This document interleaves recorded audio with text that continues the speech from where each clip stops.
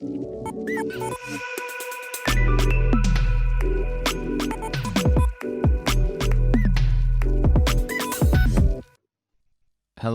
welcome to the Alexwaters show. Thanks for tuning in to the latest episode. It's been a little while since I've recorded an episode, after sort of jumping straight in and recording the first 16 episodes. I needed to take a bit of a break and just really reconsider the direction of the podcast and the content that I was sharing and the conversations that I was having. Actually when I started the podcast, I probably wasn't as open publicly about my passion for the use of psychedelics, also termed plant medicine, in the exploration of human consciousness and healing things like PTSD, depression, trauma, anxiety, all of those sorts of things. But actually, as I've sort of gone through this process and gotten used to putting my voice out there and speaking for you to listen, I have become more and more comfortable with the idea of really sharing my innermost thoughts about these plant medicines and my own personal experiences with them. In fact, so much so that I realized that it is the thing I am most passionate about out of everything in my life. And there is nothing else for me to do other than to share this. This is something I have to do for my heart, for my soul. So I hope you're interested, and if not, you can tune out at any time. But that's definitely going to be where the podcast is heading more, and certainly we're still going to be talking more about, I'm going to be having guests on to discuss, exploration and expansion of the human experience and business and, entrepreneurship and sort of achieving in that way, because I love that as well. And there is definitely going to be more of a theme of, the use of plant medicines and psychedelics in their role in human life as it is today. So today's episode, I'm just going to be talking to you by myself. I'm here in the studio, and I thought it would be great to start by, actually, I asked this on Instagram and I polled my audience, and I think like 98% of people responded. 40 people, something said they want to hear me talk about my personal experiences with psychedelics. So that's what I'm going to be doing today. And from that place, I'm actually going to share with you a little bit more about, my story and how I even got to the place of exploring these sorts of things. Because at the moment, they are illegal in many countries across the world, which is really disappointing, but we'll get to that, and we'll get to the change that I believe is happening across the world. So, what even brought me to the point where I decided that, consuming psilocybin or psychedelic mushrooms, magic mushrooms as they're also termed, was a good idea and was going to help me. Well, first of all, just like many people, I've had my experiences in Bali where you go and drink the mushroom shakes, and you're roaming Sky Garden, one of the big clubs there in Kuta, sort of tripping out, and everyone looks like a bit gnomey or trolly, and everything kind of is a bit distorted. I've had those experiences, when I was much younger. But to take you back to sort of 2015, when I set up my first real estate business, Real Mark Karatha, I was really, flying high and achieving lots of things at such a young age. At 25, I was winning awards, being written in real estate magazines around the country and asked to speak on a national platform, national stages.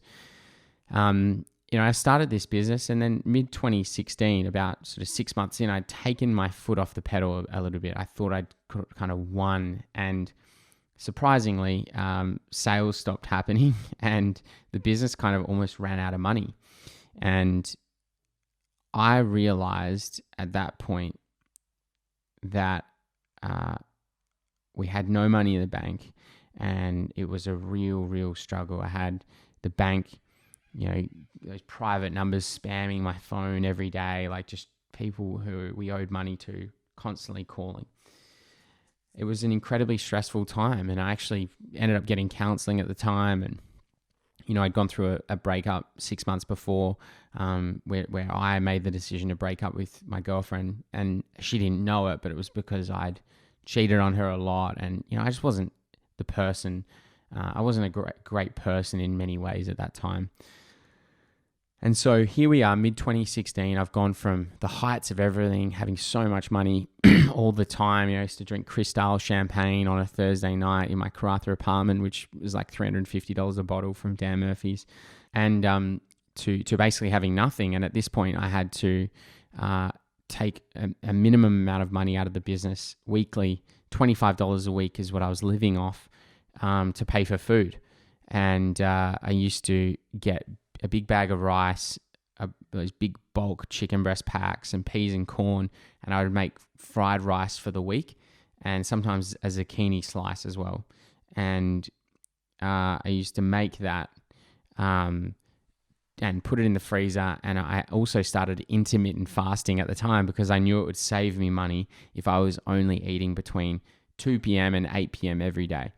So I only ate 2 meals a day, this frozen meals that I was making at home.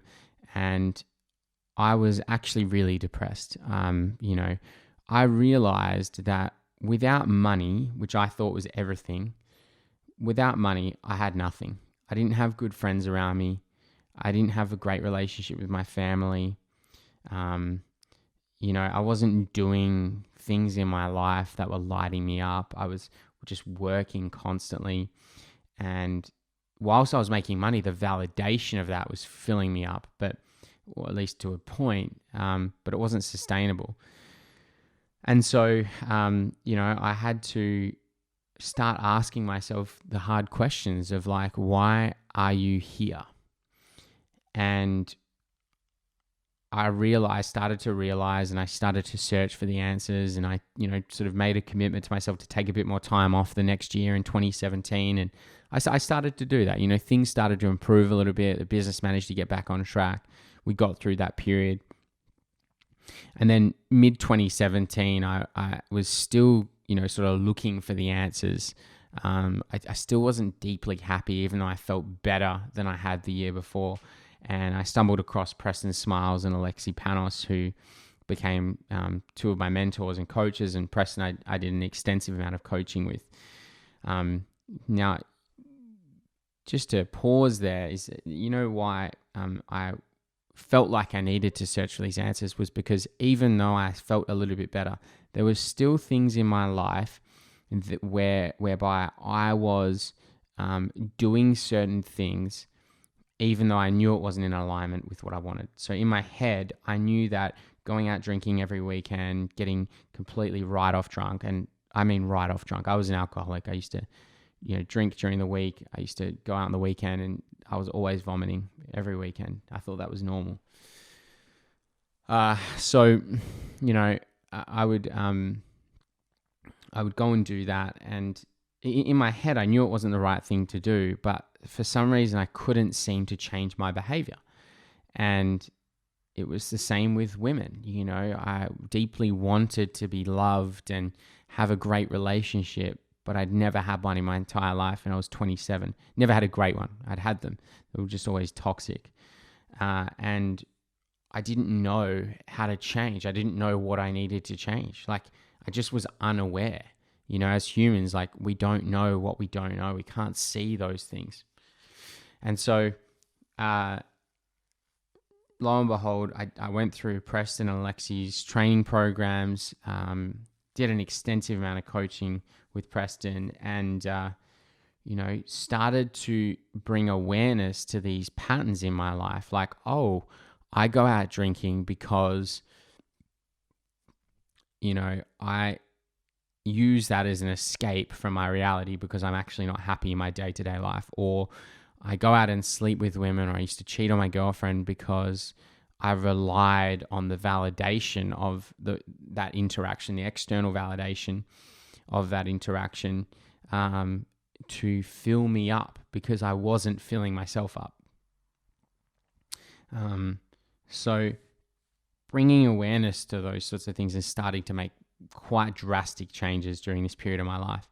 And so come fast forward to sort of early 2018, I was on top of the world. I had these amazing, gratitude practices daily, and I'd gone and lived in Hawaii for a couple of months, and I was over in the States in total for about 3 months all up. And while still running my businesses remotely, or trying to, and I got the opportunity to take mushrooms, and so I did. I was introduced to the concept of it all, and I was introduced to the concept of ayahuasca, which I'll go into in a minute as well. And so, actually the first few times I took mushrooms was often doing some kind of bushwalk or trail hike in Hawaii. And it was amazing to sort of connect with nature, and, I could sort of, my experience was, actually quite nice and enlightening and freeing.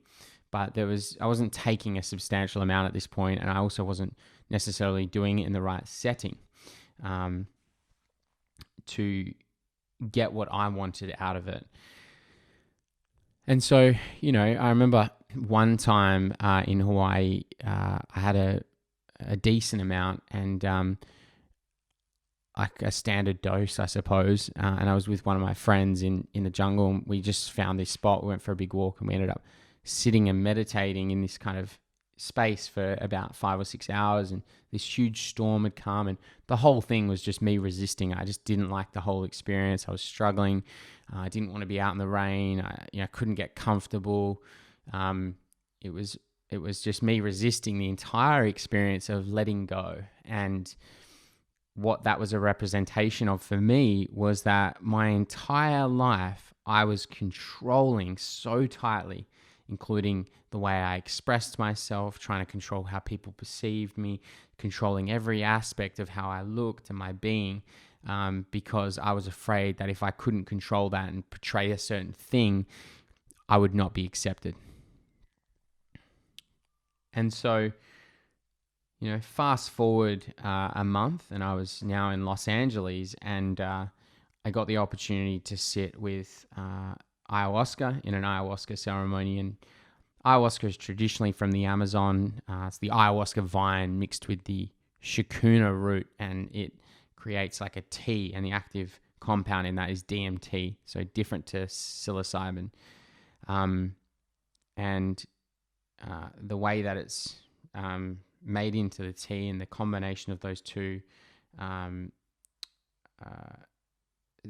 plants makes it so that the human body can actually absorb the DMT when taken orally.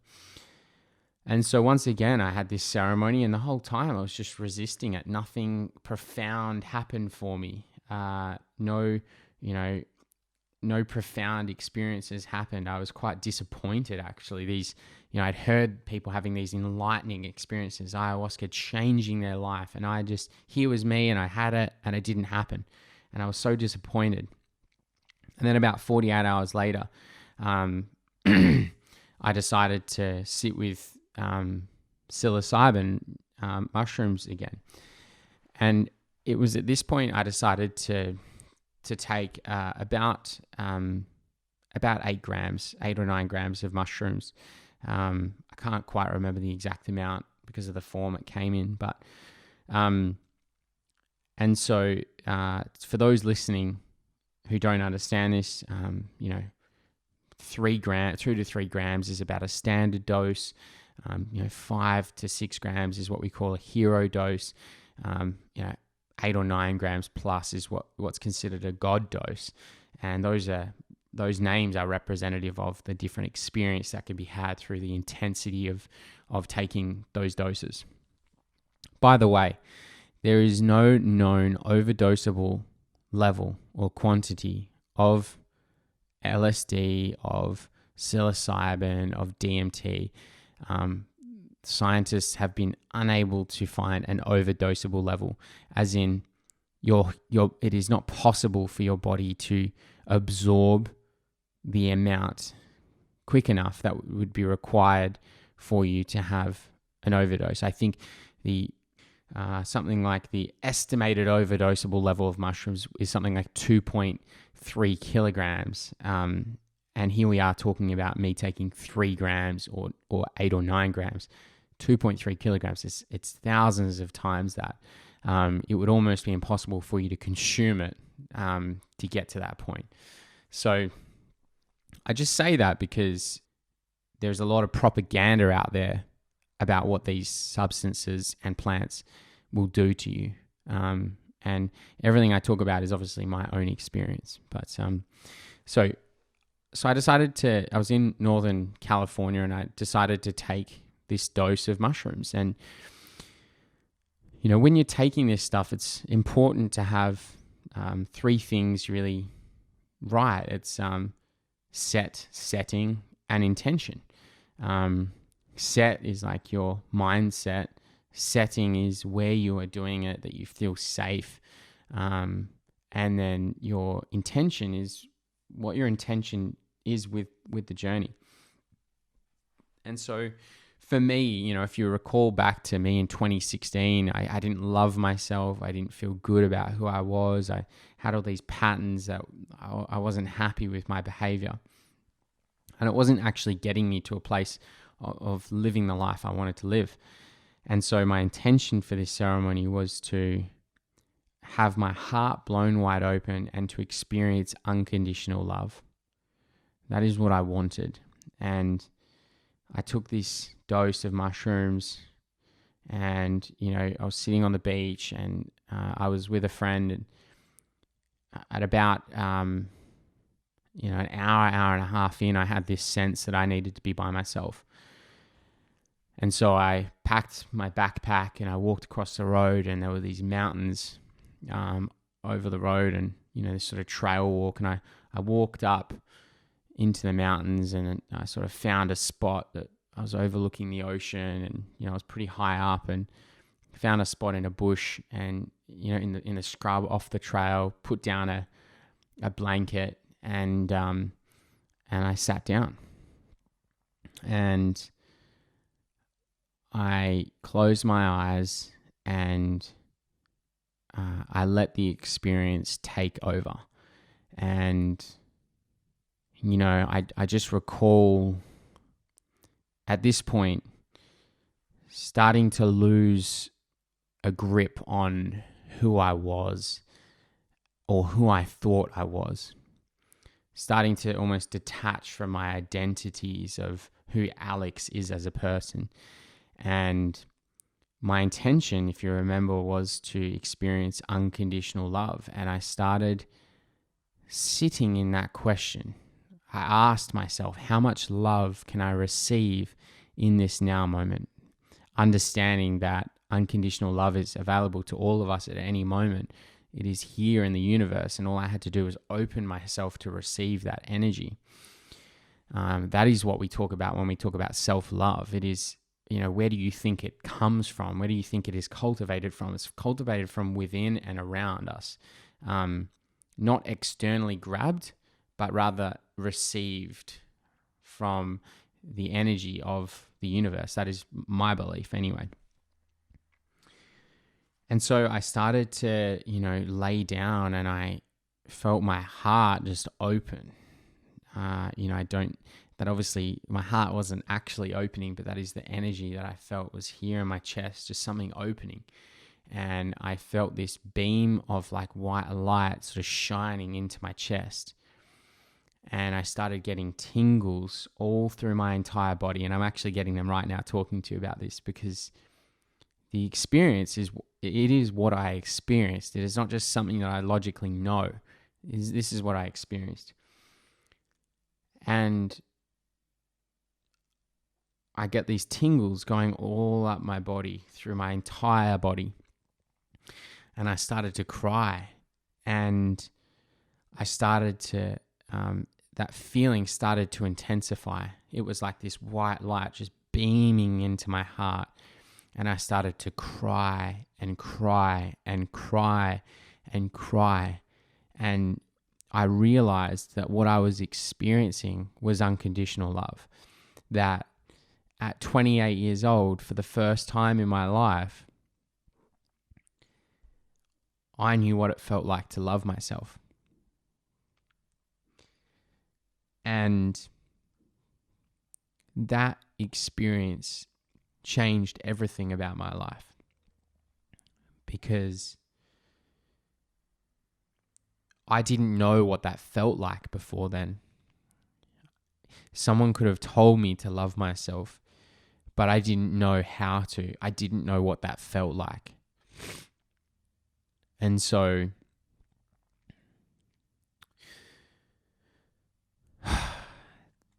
psychedelic experiences like this are so powerful. I've heard the term used before called experiential wisdom.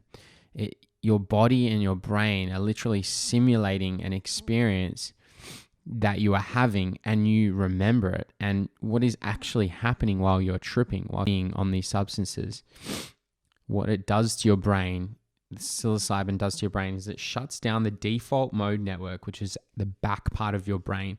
That is where all your habits and your traditional typical behaviors are stored, your responses to situations, whether that be a fear response, a fight response, a argumentative, a snappy response to one of your parents asking you something, whatever it is, your partner, whoever. That's all stored in there. That's the part of the brain that is conditioned to save energy by having conditioned responses to things. When we have enough repetition, new neural pathways are created, and in that part of the brain, stored for future conservation of energy. That is how humans are built to operate, is to do everything with as little energy as possible in most cases. And so it shuts that part of the brain down, and the neural neurons that start firing in the left and right hemispheres of your brain, the activity is multiplied substantially compared to what it would normally be. So going through a psychedelic journey, you can actually, it is like fresh snow falling on a mountain, where, before that snow had fallen, you were told to follow, and you would likely follow the paths that had been carved out before you, right? Because it's like, oh, that's the safest route. I know that route. I can follow that. It's like when fresh snow falls, you can now it's much easier to carve out a new path yourself. And so that is what it's like for your brain whilst taking psychedelics. And so coming out of that experience, I remember walking back down to the car to meet my friend, and I looked at him. We sat in the car, and I just had tears rolling down my eyes. And I said, this has changed me. Like, I feel different. I don't know how to explain that feeling, but I feel like a different person just in a matter of hours. And he looked at me and I said, I can feel it. I can feel that you're different, bro. And, that experience and the butterfly effect of that experience was so profound for me, because that night I ended up speaking on video via FaceTime to my now son's mother. We started dating a month later. She fell pregnant a couple of months later, and lo and behold, my son was born from that place. And I know that a lot of that had to do with that energy and space that I was in, which was connected to myself from a place of love. And that was why our connection was so intense, was because of the intensity of my energy and the experience that I had just had. So,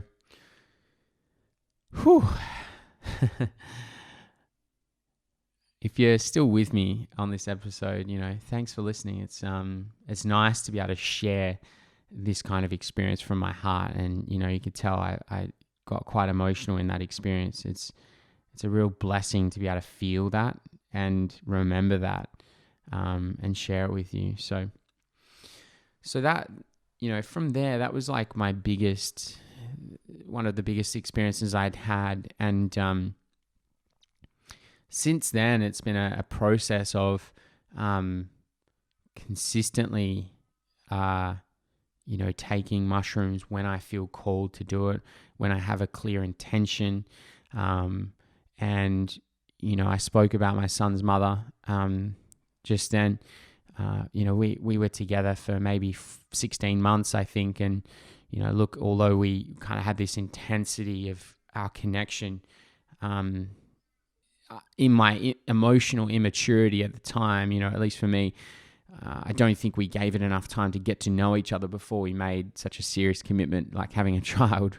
And I have absolutely no regrets about that at all, because I have my beautiful son. But that is why our relationship ended. That we didn't connect on a friendship level, and other levels like that. And certainly there was a lot for me to take away from that. But, when we split up just 3 months into him being born, he was 3 months old. It was the single most painful experience of my life. And I was incredibly depressed, once again, after coming off this year of these highs. And I was incredibly depressed. In fact, the worst I've ever been in my entire life. I went and stayed at my friend Doug's house, who, by the way, was actually my assistant in Karratha at the time when I was going through that stuff in 2015, 2016. He now, lives in Perth, and I was staying at his house. And I remember waking up crying. I remember crying randomly throughout the day. I remember crying myself to sleep at night. I just couldn't deal with the pain and intensity of the situation I found myself in, which is that I thought I had everything, and then it got taken away from me, and I'd broken my right femur at the same time. So I'd lost my mobility. I had moved out of my house.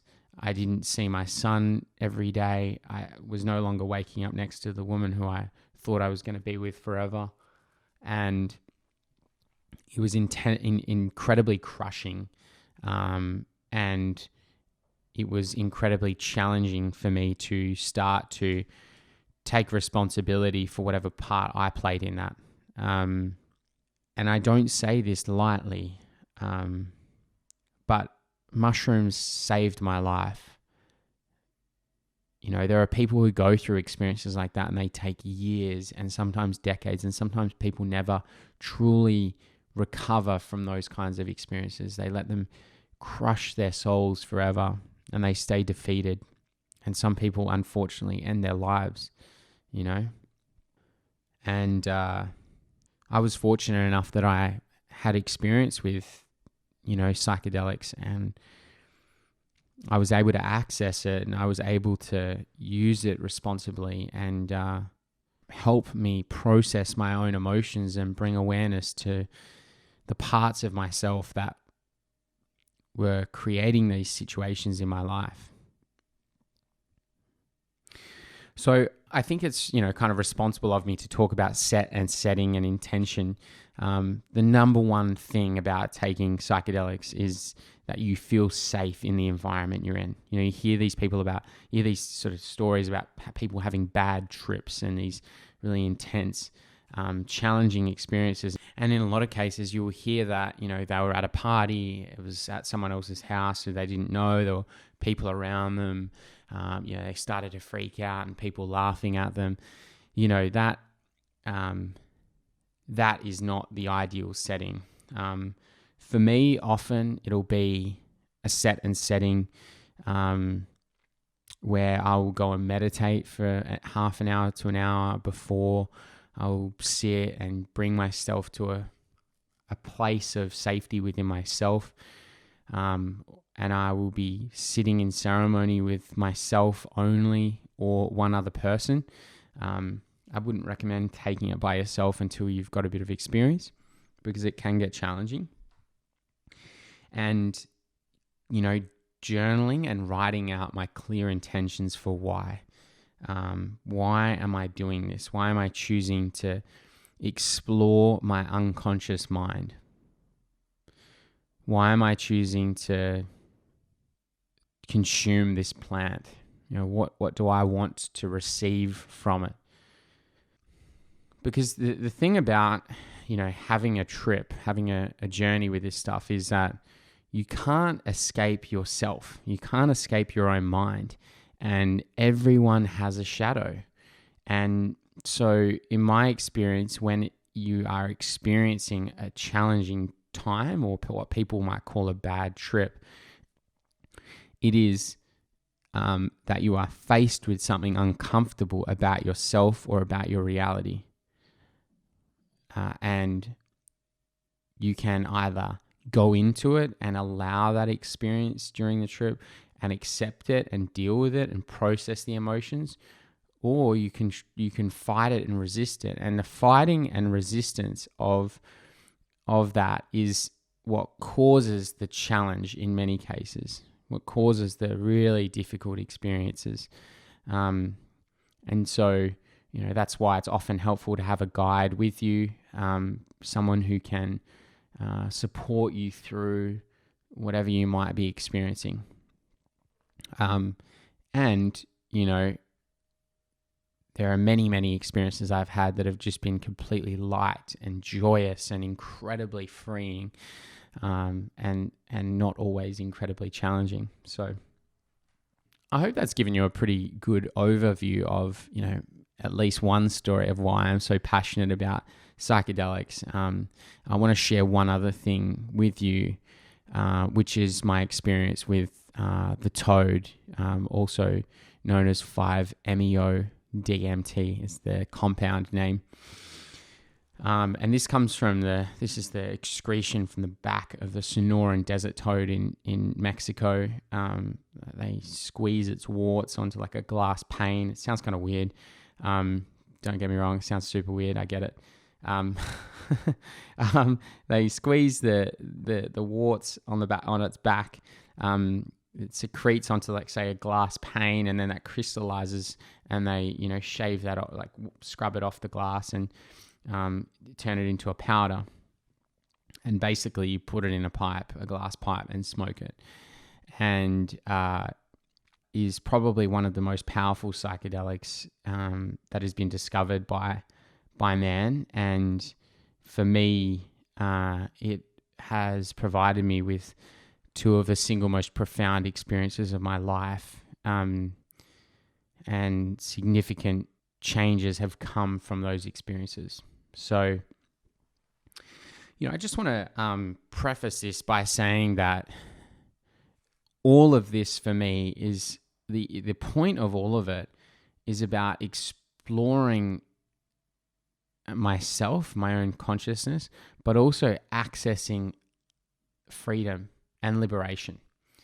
And what I think that is for me is the ability to be and live my life without fear of... There are always going to be real fears, like if I see a snake or a shark or something like that. Fear is a healthy thing to have. But I'm talking about the kind of irrational fear, which is from a caveman brain, which is, if I do this, I won't be accepted as a part of the tribe, and I will be outcast. I will be eaten by lions, whatever. It's that survival mechanism, the unhealthy version of that. It is free from that. It is free from attachments, unhealthy attachments, and the ability to, do as I choose, when I want, with who I want. And a big part of that is understanding where my own conditioning is restricting my behavior or freedom. And, an example of this is when you talk to people and they say things like, "Oh, this is just the way I am. I just don't like that," or I've just never done that. I don't want to, I don't want to put myself out there like that. And that's okay for anyone. It's okay for anyone to be any way for themselves. But for me, I wanted to free myself of all those limitations. So I was drawn to the toad actually this year, and I had an experience with it 2 years ago that wasn't nearly as profound as what I had this year. And the only way I can describe the experience is is that you smoke it, and within about 5 seconds you start to disappear. You start to almost kind of go into the trip. Your eyes close, you sort of look like you're going unconscious. You sort of are unconscious in a way. And you can choose, like any other journey, to resist it or to let go. And my intention going into the last one was the first one this year with the toad, was to let go of everything, was to even let go of the fear of letting go, because I was still holding on to something whereby I thought that if I let go too much, I would lose myself, or I would never come back, or I would go crazy, or something like that. And I had the experience, and you're pretty much unconscious for the first 5 minutes. It's only maybe a 5 to 10 minute experience. You're unconscious for about the first few minutes. But what you've experienced is probably, at least for me, what I experienced is completely letting go, and what one might consider dying. I experienced just myself as everything, myself as God. I understood that. It sounds so funny. I'm trying to explain as best as possible to someone who has never done anything like this. I experienced myself as the limitless being that we all are. And what I mean by that is, for a moment, I experienced what it is like to be without attachments, without fears, without limits, without holding on to anything. It was the single most liberating experience of my entire life. And as you start to become conscious, your mind starts to consciously or logically process what you have just experienced. And I had this intense breakdown.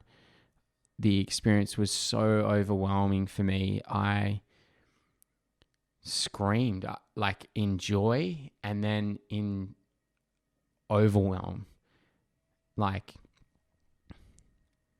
It was like, how can that be possible to experience that? How can it be possible to live with such freedom from your mind, from everything, and be that limitless and experience that there is abundance everywhere? You are the abundance, and there are no limits to how much you can give, what you are, what you can be, everything. And not just think that, because lots of us have heard these kind of things said and we felt it on levels, but this was the absolute for me. And I just cried and cried and cried in wow, I can finally just let go of everything. I don't need to hold on to any of those things. I don't need to worry about a notion of who I am and how I'm perceived or any of this. It's like that, but on 100 levels deeper.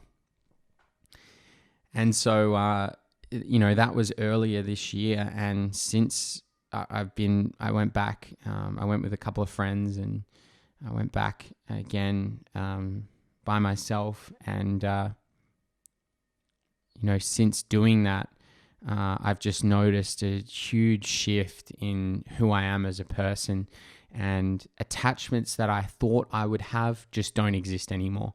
And what I mean by that is I have been able to be in my life and with the people around me, love them unconditionally for who they are, not for who I want them to be or for how they serve me, and love myself unconditionally and accept everything around me and be free and still choose to make progress in my life and create more wealth and grow my businesses and these sorts of things, but from such a more grounded place of acceptance. So, I think, I hope that starts to help people peer into what these things are like, what these plants are like. And I really hope to start to share more about these experiences with you. In the next couple of weeks, I've got Dr. Stephen Colbert coming on, who is the leading researcher in Western Australia on psychedelic medicine. Doctor or professor, I'll get that right. But he works at Edith Cowan University, ECU, here in Western Australia, and they are doing clinical studies, clinical trials on people using MDMA and psilocybin to treat PTSD and depression and anxiety. So he's coming on the show in a couple of weeks' time. We're going to talk about that. We're going to talk about his understanding of it all and how that's what's happening.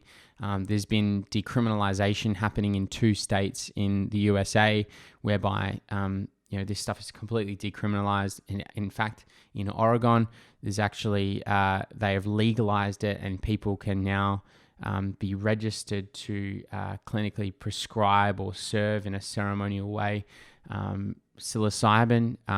The world is changing, and the world is waking up and realizing that the propaganda that we were spun about these substances is not true. And I hope that I can play a pivotal role in furthering that cause in Australia and across the world, because I know what these plants have given me and how free and liberated and happy I feel, and to be able to love myself unconditionally is incredible. It's an incredible, incredible thing. And I desire for everyone to have those kinds of experiences for themselves. So, thank you so much for tuning into this episode. I hope you look out for the next one. I look forward to catching up soon, and I will, as always, you can catch me on Instagram at Alexwaters. I'd love to get your feedback on this, and I'd love to open more dialogue about this as well. If you have any questions, just shoot me a message, and we will catch up soon. Thanks so much for listening, and I'll see you next week.